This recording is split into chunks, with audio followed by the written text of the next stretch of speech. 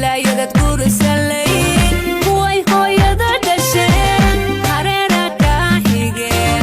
ويقناد ودا دشان وحاقو هوسي طيبا وقوكو يالالكا habeen wanaagsan waxaynu caawa falanqeyn doonaa sidoo kalena isla eegi doonaa barnaamij aynu ugu tala galnay haweenka iyo qaybaha kala duwan ee shaqooyinka oo aynu soo gaabinay kelmadda STEM oo taagan sayniska teknolojiyadda sidoo kalena energy-ga iyo qaybaha xisaabaadka iyo kolba sida ay haweenku fursadaha hawlahaas ka jira ay uga qayb qaataan sidoo kale waxa barbarkayga bidix iyo midigba igala qayb qaadan doona hablaha quruxda badan ee noo muuqda oo ilnala daadihin doona barnaamijkan isaga ah magacaygu way Crashan Booc aniga laftirkaygu waxaan ku dhex jiraa arrimaha bulshada iyo arrimaha deegaanka sidoo kale waxaan inoo moderate gareyn doonaa caawa barnaamijkan aynu joogno oo barnaamij aad u qiimo badan ah waxaan bilaabi doonaa isbarashada waxaan ku bilaabi doonaa dhankayga midig engineer Hana Maxamed Muuse oo ah gender officer-ka wasaaradda tamarta kaloo barbarkayga kale midig fadhida engineer Hibe Axmed Ismaaciil oo RED officer oo wasaaradda tamarta iyaduna waxa kaloo barbarkayga bidix fadhida engineer Shaadiye Cabdi Khaliif oo iyaduna ka socota director-ka communication-ka qaybta communication-ka wasaaradda isgaarsiinta waxa kaloo barbarkayga fadhida engineer Mandeeq Ismaaciil Daahir oo iyada laftirkeedu private sector-ka office manager ah hablahaas oo iyagu laftirkooda waxyaalaha ay qabtaan iyo waxyaalaha ay isku sii dhex jiraan inoo sheegi doona ayaa nagala qayb qaadan doona barnaamijka haddaba waan iska bilaaban doonaa aniga oo ka bilaabaya dhankaygan midig kuna bilaabaya engineer Hana Maxamed Muuse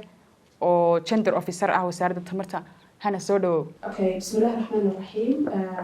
aad baan ugu hambalyeynaya wasaaradda arrimaha bulshada iyo teamka Nagaad network barnaamijkan ay qabteen ikraan aad baan mahadsan tahay waxaan ahay telecommunication engineer waxaan ka baxay 2016kii jaamacadda Golis sidoo kale waxaan bartay masterteedina project planning and management jaamacadda Hargeysa waxaan ka shaqeeyaa muddo ilaa 6 sano gaaraysa wasaaradda tamarta anigoo badanka la shaqeeyo maxaa la dhahaa hablaha injineerada sidii loo caawin lahaa maadaama uu title-keedu yahay inaan ka shaqeeyo aan ahay director-ka gender office-ka wasaaradda intaas oo kusoo koobi hibo kusoo dhawaad guna bismillaahir rahmaanir rahiim magacaygu waa Hibe Axmed Ismaaciil idinayba jeeni title-keedu waxa weeyaan electrical engineering waxaan ka baxay jaamacadda Hargeysa 2020 waxaan ka shaqeeyaa iminka wasaaradda tamarta iyo macdanta taasoo ahay rural electrification development officer sidoo kale waxaan kasoo shaqeeyaa qaybo kala duwan oo dhanka tamarta shirkadaha waaweyn ee korontada soo saara iyo qaybo kala duwan oo ka mid ah isla dowladda bismillaahir rahmaanir rahiim ugu horeyn waxaan salaamayaa inta barnaamijka daadihinaysa Ikraan iyo hablaha kale ka soo qayb galay barnaamijkan sidoo kale waxaan u mahad celinaynaa wasaaradda arrimaha bulshada iyo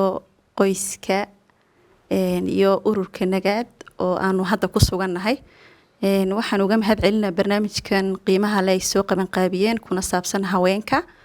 magacaygu waa Shaadiye Cabdi Khaliif waxaan heerkayga waxbarasho ku soo qaatay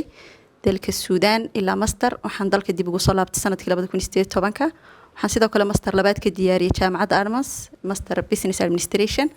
haatan waxaan ku suganay wasaaradda isgaarsiinta iyo teknolojiyadda waxaan ahay agaasimaha waaxda isgaarsiinta 5 sano ugu dambeeyay aan dalka ku sugnaa waxaan ka shaqeynay wasaaradda aad baan ugu faraxsanahay in barnaamijkan qayb ka ahay caawa wad mahadsantii waxaan aad u salaamayaa horta dhammaan hablaha nagala soo qayb galay barnaamijka iyo inta Ikraan ay daadihinaysa marka xigta waxaan u mahad celinayaa wasaaradda arrimaha bulshada iyo dalada Nagaad oo dalada Nagaad oo noo fidiyay martiqaadkan magacaygu waa Mandeeq Ismaaciil Daahir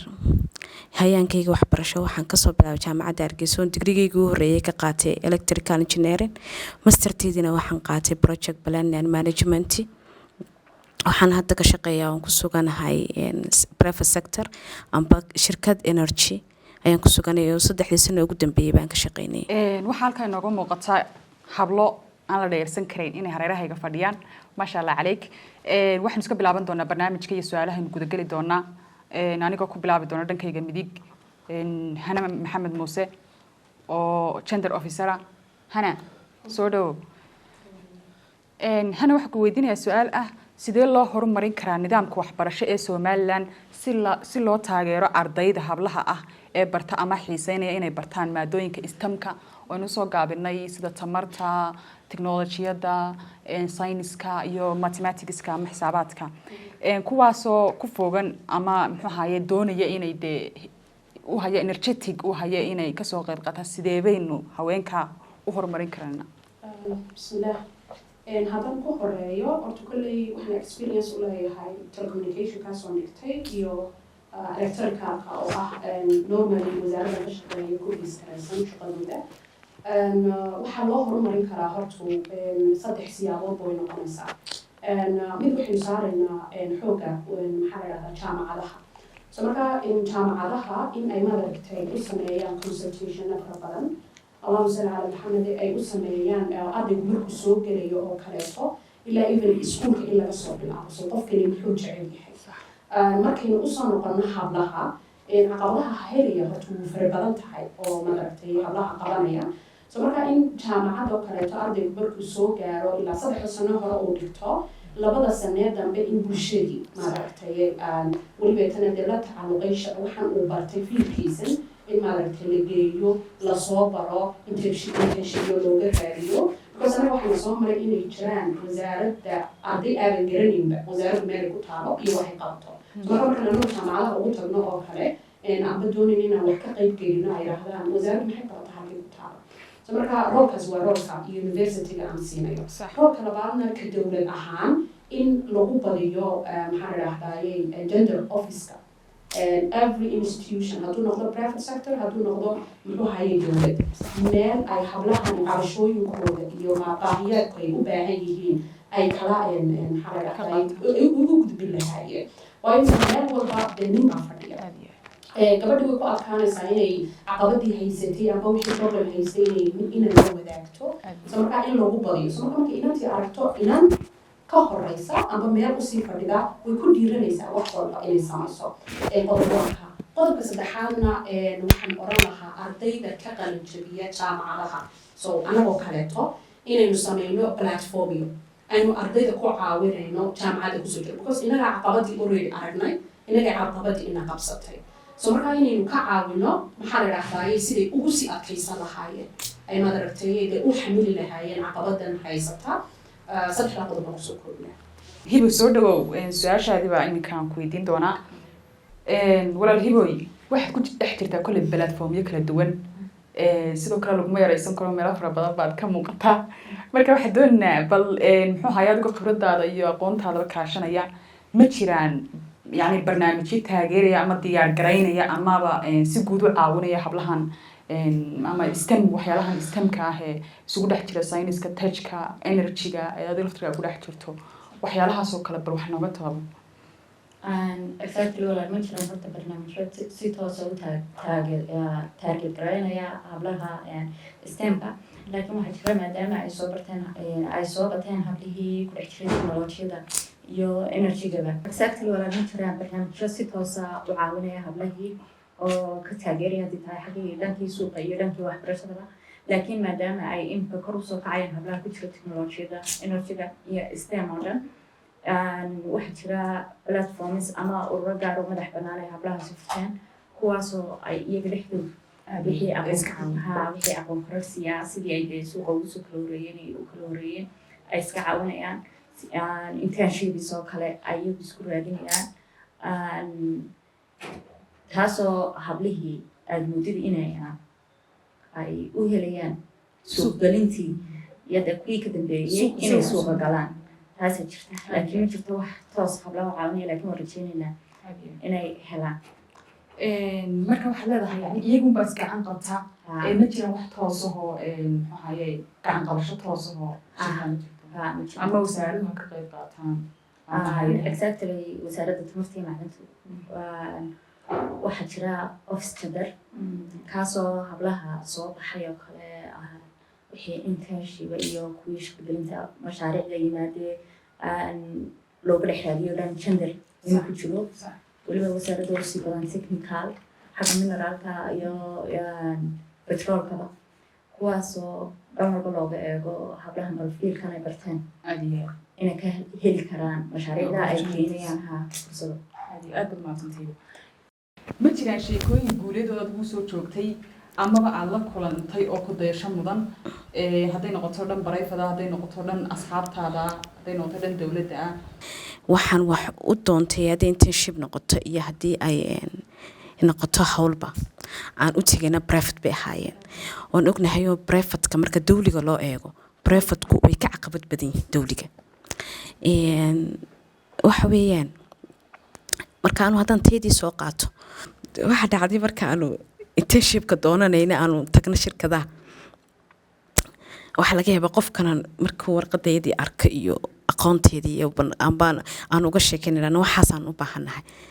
inuuna eegu nala yaabo idhaado oo waxaad weydiiya hawsha midun ka bixi karaysaan sana waayo maxaan uga bixi karayn waayo aqligeediina waan leeyahay aqoonteediina waan leeyahay waanan ka bixi karaa maye malaha idinkaa waxaan iska aaminayay meel rag loogu talagalay baad idinku wax ka raadinaysaan taasna taan usoo joogay bay ahayd haddaan yaro kaftama ku karsana oday baa maalina la kaftamay anaga oo intaan warqadaygii gudbinay nalayri dibadda fariisto dee discussion bayn iska gelaynaa ta kalena iminka marka la eego hablaha energyga bartay way fara badan yihiin oo waxaa laga yaabaa shirkaduhu inay dee aanay la yaabin laakiin anagu marka iyagaas way cusbaayeen in layri dibadda fariisto oo discussion bayn iska gelaynaa dadna waa yeebaan waan fadhisanayo labadii halkaa fadhiyo waxay adeer waxaad weydiiyey maxaa soo doonteen inteesh maxaad barteen oo tamar baanu baranay intuu kursigiiga kacay buu adeer waxaad weydiiyey oo godobree baynu ku ogeynay goorma tamartii iyo aad raggii waxa la qabsanaysa aad baalbar ordisaan horta maalintii ugu horreysay ereygaasi sina waan uga naxay meelna way igu dhufatay laakiinse marka aan maanta halkaan joogaan eego waxay maalintii ninka ereygaasi kugu yiri gubaabay ku ahayd oo halkii kumaan joojinina intii iyo inka badanba waan socday maasantahay walaa doorkee ayay dowladda ama NGO-yada ama ganacsiyada gaarka ay ka ciyaari karaan horumarinta fiilkan aynu ku dhex jirnay istamka weliba gaar ahaan tajka iyo energy-ga oo garbin xoogan ee ku socotayna soo odhan karayna bal adiguna nala wadaag ku xiyaan waay aad iyo aad baad u mahadsantay ikraan waa su-aal aada u muhiim ah kolley hablihii iga horeeyey injineeraduna si fiican u falanqeeyeen wax fiicanna ay ka sheegeen anuu fikirkeyga yaro kooban haddaan ku baysgareeyo waxaan odhan karaa waa door aada iyo aada u ballaaran muhiimna ah ka dowlad ahaan waxaa laynooga baahan yahay inaynu sameyno siyaasadihii iyo hagayaashii ay raaci lahaayeen hablaha soo barta amaba doonaya inay dhigtaan fiilkan stemka sidoo kale private sectorka waxaa looga baahan yahay in ay soo dhaweeyaan ardayda iyo dadka hablaha soo bartay fiilka stemka oonay wiilasho keliyata ku koobnaanin NGO-yaduna wadankeena waxay inoola joogaan in ay waxyaabo badan deynaga support gareynayaan oo kale waxaa loo baahan yahay kalaftirkooga waxyaabaha ay support gareynayaan inay ku daraan dhanka bal stemka inay iyo kalaftirkoogu arrimaha bulshada aada uga shaqeeyaan maadaama wasaaradda arrimaha bulshada ay nala joogtana waxaan soo jeedinayaa in arrimaha aada looga shaqeeyo maadaama shaqagelintii wadanka ay yihiin qofkii markuu wax badan uu kusoo jiro fiilka aqoon badan soo barto uu isleeyahay maantaad nasan doontaa ama aad shaqo heli doontaa ama khibradun qofka haddaanay shirkadaha brivatka iyo dowladdu aanay siinin waqti uu aqoontiisii uu ku kordhiyo sideebuu khibrad ku heli karaya marka waxaa loo baahan yahay in sektarada kala duwani ay arrinta horta aada iskaga kaashadaan dowladduna maadaamay liidyadu tahay in arrinta ay hoos u eegto doorkee ayay dowladda ama NGO-yada ama ganacsatada gaarka loo leeyahay ay ka ciyaari kartaa horumarinta ama sinaanta ka mid noqoshada waxyaabaha maxaa shaqooyinkan istamka weliba ha u badnaato tajka dee door horta uga diyaarsani aan jirin oonan is odhan karo marka weliba private sectorka aan eego waxa sinaanta la iraahdo inay door aad u liita ka qaataan oo maxaa la iraahdaye iminka caqabadaha hablaha haysta ay tahay kani maaha wixii aad baran lahayd waxaa management iyo maxaa la iraahdaye waxyaabaha officeka loogu talagalay inaad secretary waxaa noqoto waa inaad maxaa la iraahdaye aad barataay ood kan iska daysaa NGO-yada markaan eegana uma malaynayo marka technology iyo energy-ga la eego inay NGO-yadu saaraan maad aragtay awood fara badan amba door muhiima ay ka ciyaaraan laakiin dowladda iyada laftarkeeda somehow way ku yar tahay laakiin iminka wasaarad ahaantan joogo kaleetaan ka sheegi karaa walow iyaduba de wixii looga baahnaayo intay qabatay ay aanay dee mustawaheedii aanay ahayn laakiin wasaaraddaas waxay ku dadaashaa badanka maadaama iyadu walibatana energy tahay technologiyadu horta waxay energy-gaans oran karo way kaga yara ballaaran yihiin ayaa wuxuu yahay waa field yara baaxad weyn so markaa qofku dhankay doonaan bay u ridan karaan marna dhanka energy-ga u ridan karaanoo electric and electronic bay noqon karaan marna dhanka technology bay u ridan karaanoo dee maxaa la dhahdaa wasaaraddan oo de technologiyadii baa jirta iyo taa energy-ga so markaa door waxaan aan is oran karo welibatana ay ka qaataan maxaa la dhahdaa international NGO-ska oo iyagu mar walba dhiirigeliya wixii inaga laynooga baahnaabay dad kale ma garanaysaa doonayaan inay maad aragtay inoo qabtaan international NGO-yada mar walba ku qasba in maad aragtay doorka sinaanta maxaa la yiraahdaa iyo welibatana de ilaahayba inama simine laakiin waxbarasho aqoonta iyo maad aragtay shaqada taa laynaguma kala maad aragtay fadilin taas in maxaa la yiraahdaa ay international NGO-yadu ku qasbaan oo maad aragtay maadaama 5 sano inankani soo bartay inantuna ay soo baratay lagana yaababa inay iyadu maad aragtay ka perfectsan tahay oo maad aragtay ka dadaal badan tahay in wixii ay xaq u lahayd ay hesho so marka wasaaraduna badanka waxay ku dadaashaa in hablahaas aanu hadeen u raadin karayno internships haddaanu employment u raadin karayno haddaanu ka qayb gelin karayno barnaamijyadaanu samaynayno hadday forum yihiin hadday discussion yihiin inaanu la wadaagno laakiin weli ismalihi waxa la gaaray doorkii maad aragtay ugu munaasabsana exactly saas baan oran karaa insha Allah doorkee ay dowladda ama NGO-yada ama ganacsiyada gaarka ahi ay ka ciyaari karaan horumarinta barnaamijkan systemka oo kale sida weliba gaar ahaan energy-ga iyo touch-ka kale okay walaal waxay ila tahay horta dowlad ahaan waan dhaarnaa sidii hore oo waxaa imika hablaha waxay nala fadhiyaa hablo agaasimayaala waxay ila tahay weliba halkaa inagoo ay kasii liigayso doorka ay dumarku ku leeyihiin dowladda dhexdeeda iyadoo wasaaradahan technicalka bal at least mar uunay soo gaadhaan heer amba wasiir amba allahuma salli calaa maxamed amba agaasimo guud iminka commissionka tamartoo keliya jira taa inan keliya ayaa noo fadhida oo nagu matasha gender ahaan marka la eego iyadoo de ay joogaan waxaasoo hablood oo hablo dibadda mudday oo wax kasoo bartay iyo hablo dalka gudihiisa laftirkiisa wax kasoo bartay hablo digriya hablo masteriga hablo adigu double mastera haddana waxay moodaa inaan de weli loo aan loo soo jeedin bal in miiska jaangooyinka siyaasadda lagu samaynayo in lagu soo daro dumarka talabaad ayaan sheegaya waxa weeyaan dhanka shirkadaha markay tahay anaga horta kuwan ku darno shirkadaha private-ka waxay ka odhanayaan inkoo kale aniga waxay yidhahdaan naasmadagii guursaday maxaa welina kaa dhex dhigay marka shirkaduhu totally horta ma counterada mise inaan site-ka ka shaqeysa weliba shirkadaha renewable-kaa la qaatay dee habla qaata laakiin USP-yada shirkadaha waaweyn ee leerka soo saaraya weliba dhiiganina qaba totally wax inaan ugu jirtaa ma jirto kuwaana aad baan mar walba ugu dhaleynaa heblaayadad guurisalay kuway hooyada dhasheen hareera kaa xigeen hoyganaad wada gashaan waxaad u horseedayba